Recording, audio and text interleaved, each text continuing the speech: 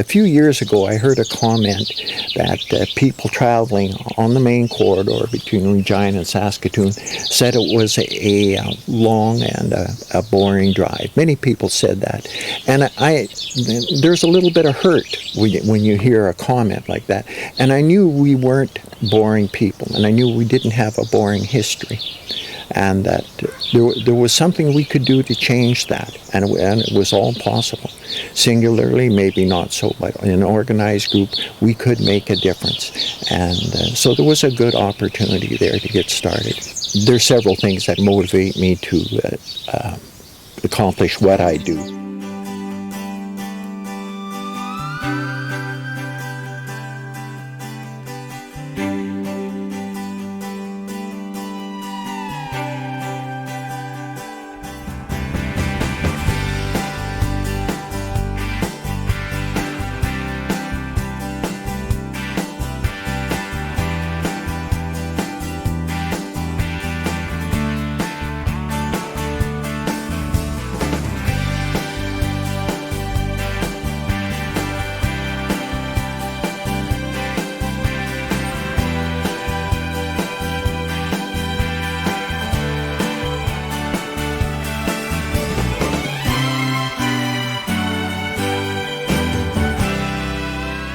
I was fortunate to join a coalition of individuals that were volunteers, and we became known as the Mid-Lakes Community Coalition. That group came together and we discussed ideas, and one of the ideas that gradually grew from this group is that tourism could be an important economic engine for all our communities in the territory. A very small group of us got together and suggested we should name the highway. It's the idea that being part of Number 11 Highway, or this corridor, we were really a family of communities and could work together if we could come up with a common purpose. It took us almost 2 years to do it, but we did get approval in 2001 to have this highway named the Louis Reil Trail. The government had suggested that we needed more than just a name applied to a traffic route. They said that there would have to be some teamwork done to support the naming of the highway.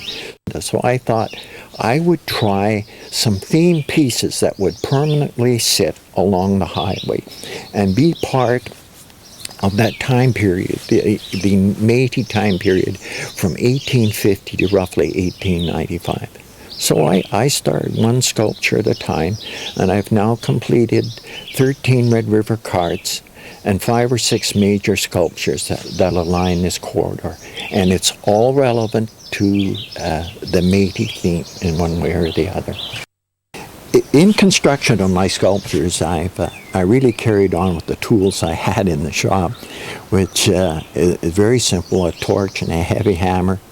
And I did make a very handheld metal bending tool. I used steel roughly 1/8 of an inch thick, and essentially just use a small shop.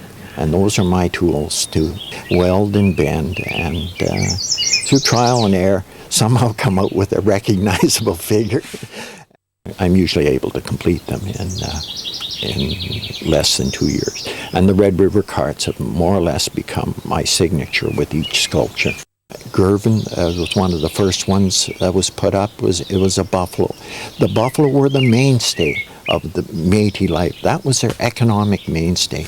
They worked out of Winnipeg, and as long as the buffalo were roaming the plains, the Métis had a good life. And at Chamberlain, I had the surveyor, and this is the surveying, the government's idea that they would have formal settlement of the West. It meant that the lands had to be surveyed, and the Métis really misinterpreted the idea that they would likely, they were accustomed to a different survey system, a river lot system, when they were living in the Potash area and at communities like that. And when we adopted the American system, which was a mile square, it was so foreign to the river lot system, they felt that they would lose title to their lands. And once again, they had moved from Red River, but here they were on the south branch of the Saskatchewan River, and once more they would likely have to move or lose their land. And this became very disturbing to them. So that's the significance of the surveyor. Another sculpture I have up near Dundurn is the Bone Gatherer, and that's essentially what was left on the prairies. Millions and millions of buffalo had perished, and their bones were lying about the prairie, but there was commercial value in gathering the bones for a short period because we had the railroads after the 1882-83. Buffalo bones were shipped out of this country by the thousands, and Métis people took the Red River carts, which they already had, and they went out on the plains and filled these carts, and they were hauled into huge piles and terminals in various locations in Saskatchewan, but chiefly Moose Jaw, Swift Current, and Saskatoon. The buffalo hunter at Craig, that's of course symbolized again the activity that the Métis had of going out each spring on organized hunts and searching the plains for buffalo. And with the type of gun that this fellow was holding, it was very effective. They were very effective at hunting buffalo, and I guess you might say it was almost inevitable we'd eventually see those herds decimated.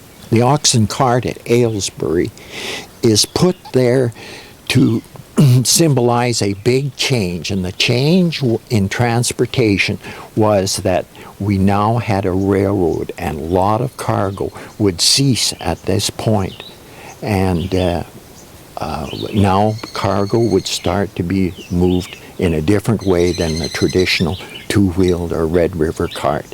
And that's the significance of the Red River cart at Aylesbury. This branch line coming up actually follows closely the Louis Reil Trail, was the first major branch line off the CPR, and it was completed in 1890. And the first stage brought up the construction to approximately the Aylesbury point. So that's why the Red River cart is there. From now on, the Métis would see their life change quite a bit, and they would not be employed as the cargo carriers across the plains. We have a diverse cultural group in Saskatchewan. I think we have to better understand each other, and they're put out there for understanding. But I don't discount as well as when one does sculptures in metal, you like people to touch them, to feel them. They can, they're hands-on work. And so it's also meant to be entertaining. And it's nice to hear people that just come up and touch them and are entertained visually by an individual sculpture. And if they can pick up some enjoyment and it lessens the tedious in some way or other as they travel this road, well, that's a great deal of satisfaction for me.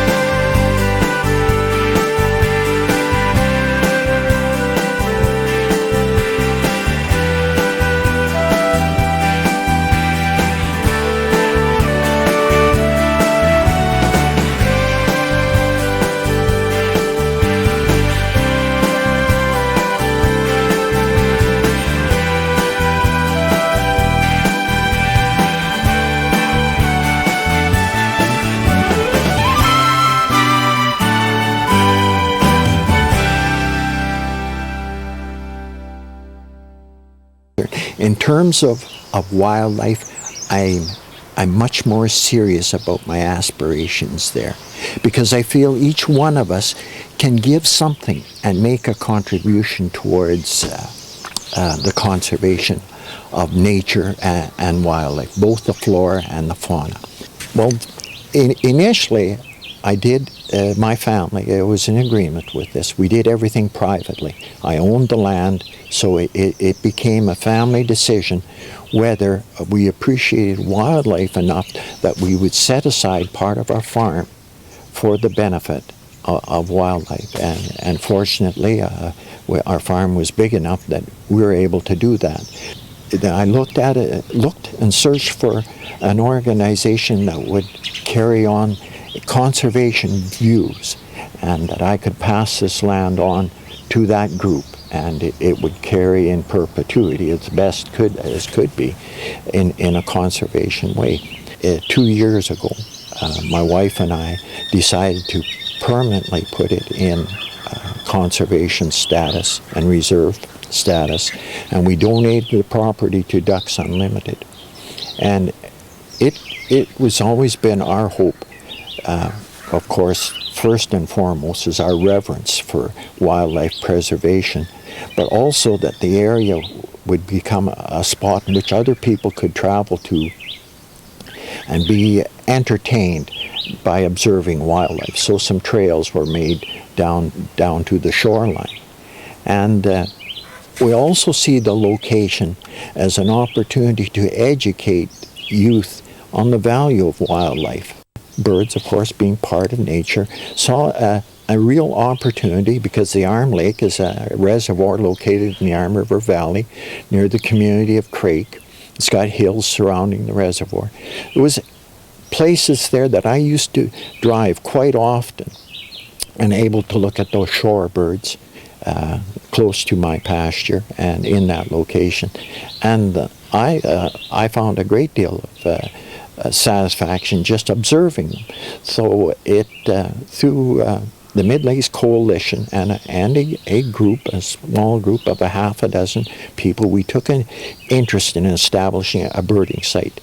And we got some help also, I have to acknowledge, from Ducks Unlimited.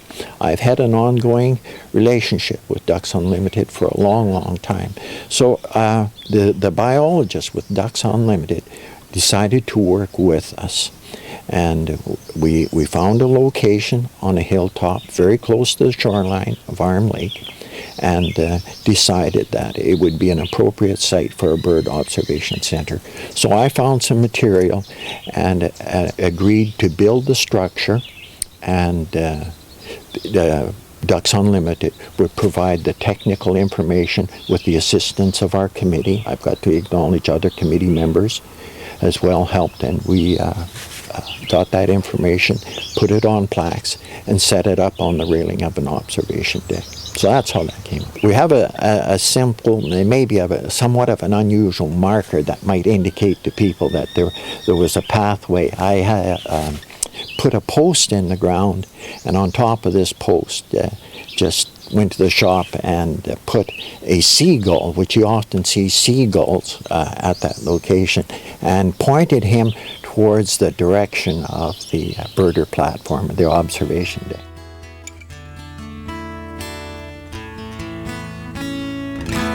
The morning sunrise, colors gold and green.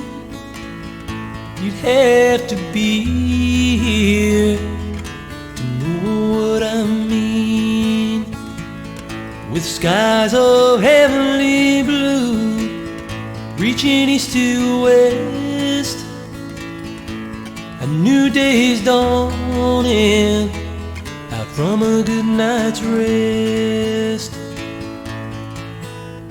Now I don't wanna be a rich man, I want a little bit on my plate. Every time I see a sunrise, I get a smile on my face. There's a love and satisfaction knowing this old place is all mine. Open your eyes, could you leave all this behind?